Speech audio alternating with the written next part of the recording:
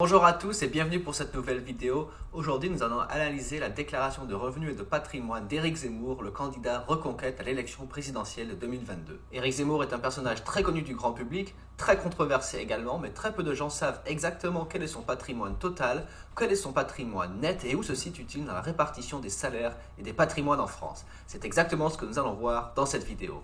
Pour un simple rappel avant de poursuivre, c'est que le patrimoine moyen des Français s'élève à peu près 240 000 euros net, une fois déduction faite des divers prêts qu'ils ont contractés pour investir dans l'immobilier par exemple, ou les autres passifs qu'ils peuvent avoir.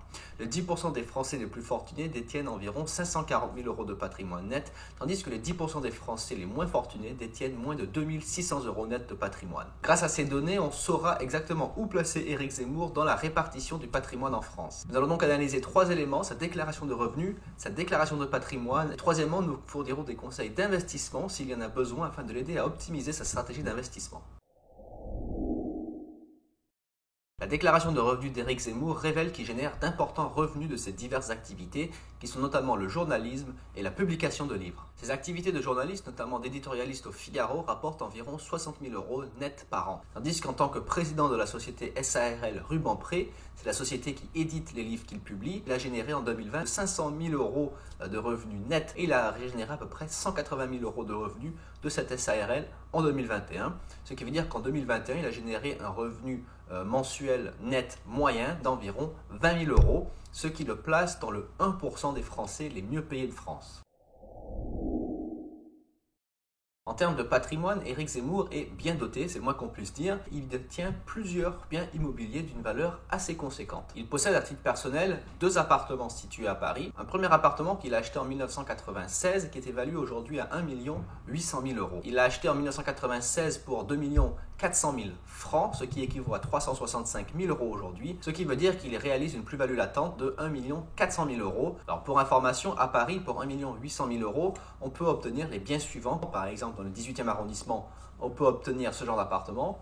Dans le 6e arrondissement, on peut obtenir ce genre d'appartement. Et dans le 15e arrondissement, on peut obtenir ce genre d'appartement. Le deuxième appartement qu'il détient est un appartement de 51 mètres carrés qui est estimé à 600 000 euros, qu'il a acheté en 2017 pour 570 000 euros. Il réalise donc une plus-value latente d'environ 30 000 euros en l'état actuel sur cet appartement. Et on voit que dans le 18e, je vais montrer quelques photos d'appartements qu'on peut s'offrir à Paris pour ce prix-là, pour vous donner une idée de ce qu'on peut avoir pour un budget de 600 000 euros à Paris. Et il possède également 3 appartements en usufruit qui sont également situés à Paris dans le cadre d'une indivision, c'est-à-dire qu'il a certainement hérité ces appartements du décès d'un de ses parents, probablement. Sa participation dans ces 3 biens immobiliers est évaluée à plus de 400 000 euros. Donc, le patrimoine immobilier parisien d'Éric Zemmour s'élève à plus de 2 800 000 euros, ce qui est au-dessus de la moyenne pour les Français qui sont situés dans sa tranche d'âge, ce qui veut dire qu'il est quand même dans le top, facilement le top 5% des Français les mieux dotés en patrimoine immobilier. Éric Zemmour détient 90% de la SARL Rubempré, qui est donc sa société par laquelle il va vendre des prestations de journalisme, donc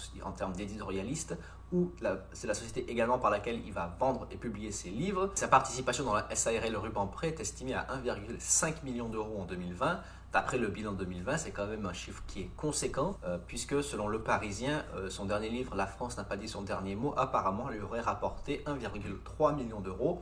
Donc les ventes de livres se portent très bien, et la SARL Rubempré a une belle valorisation, ce qui permet à Éric Zemmour de générer d'importants revenus. Comme on l'a vu en 2020, il a gagné plus de 500 000 euros net grâce à ses diverses activités au sein de cette société. Éric Zemmour possède également 2 assurances-vie, une à la BNP qui est estimée à plus de 300 000 euros et une à la Banque Lazare qui a une valeur d'un peu plus de 70 000 euros, ce qui veut dire qu'avec ces diverses assurances-vie, Éric Zemmour est environ 440 000 euros en assurance vie. On ne sait pas exactement dans quels fonds sont investis ses capitaux, donc on ne peut pas émettre d'opinion sur la qualité des investissements. Éric Zemmour possède également 3 comptes à la BNP, donc il y a une valeur totale d'environ 13 ou 14 000 euros sur son compte courant et ses diverses livrets, ce qui, au vu de son patrimoine, c'est quand même une somme très négligeable qui doit certainement servir à financer ses dépenses courantes. En termes de passifs, par contre, Éric Zemmour possède quand même 4 crédits qui sont assez importants, d'une valeur totale de plus de 600 000 euros. Ce sont des crédits immobiliers qui ont été souscrits pour financer des achats immobiliers. Alors en termes de patrimoine net, si on additionne tous les actifs que possède Éric Zemmour et qu'ensuite on déduit tous les passifs, c'est-à-dire tous les prêts immobiliers,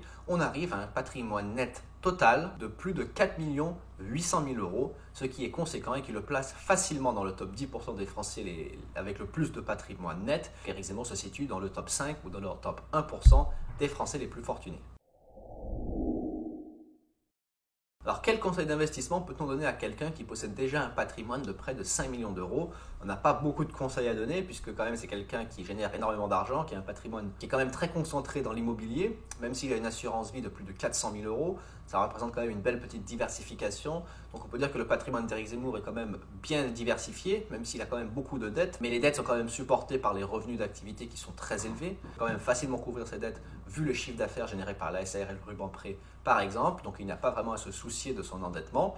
Le seul conseil que je pourrais lui donner, c'est s'il génère beaucoup d'argent encore à l'avenir, ce serait par exemple d'investir dans des projets de financement participatif Made in France, donc d'entreprises qui cherchent à réindustrialiser la France et à créer des produits qui sont faits entièrement en France, qui peuvent permettre de recréer de l'activité économique sur le territoire. C'est un sujet qui, je pense, lui est cher, donc pourquoi pas investir dans ce domaine afin de soutenir les créateurs et les producteurs français. Bien entendu, son nom fait quand même polémique, donc c'est pas sûr que tous les entrepreneurs veulent être associés au nom d'Éric Zemmour, donc peut-être qu'il ne pourrait pas investir dans tous les projets qu'il veut. Il trouverait peut-être certains entrepreneurs qui seraient contents d'avoir ses capitaux, c'est à lui de faire ses propres recherches. Par exemple, le site Toodigo présente énormément de projets qui nécessitent des financements, par exemple des produits ménagers propres, des micro-brasseries bio, des piluliers connectés, je ne sais pas exactement ce que c'est mais ça a l'air intéressant, des entreprises qui transforment des véhicules thermiques en véhicules électriques, etc. Les idées ne manquent pas, il y a énormément de projets qui cherchent à être financés sur ce site. Ça peut être le genre de plateforme qui pourrait plaire à quelqu'un comme Éric Zemmour ou quelqu'un qui souhaite investir dans des entreprises françaises,